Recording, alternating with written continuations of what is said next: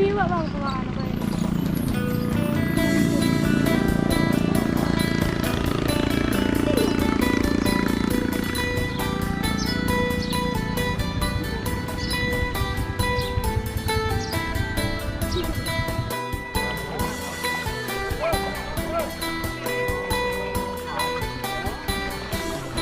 ปลาเยอะๆเลย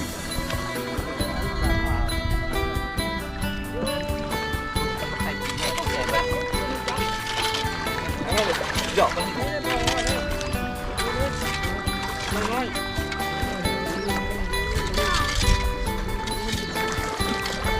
ปลาเยอะๆเลย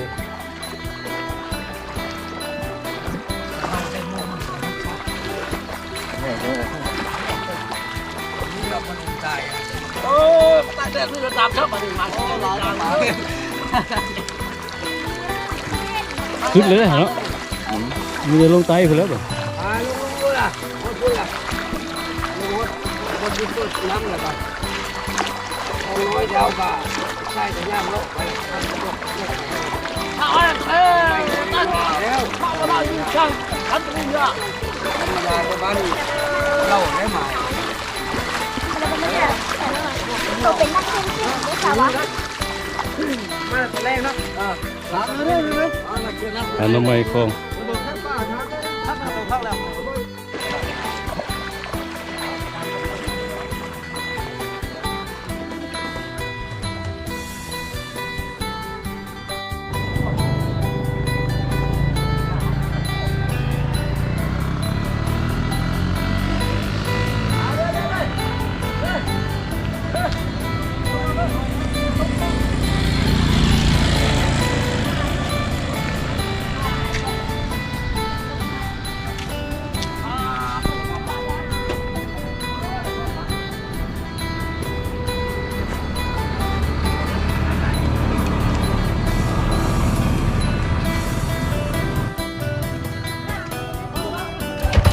ทีมงานเอาให้งานเลยนะ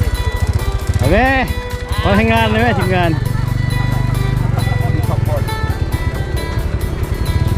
ทักก้าเจ้าบุญ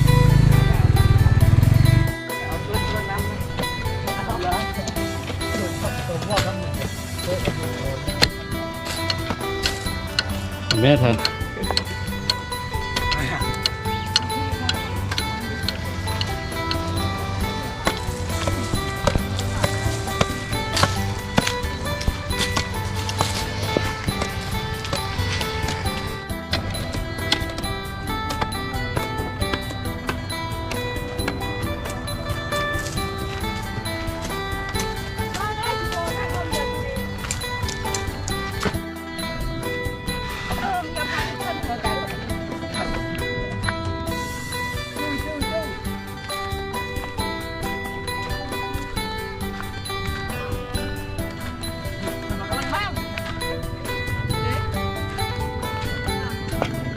ฆ่าเขาก่อนสิ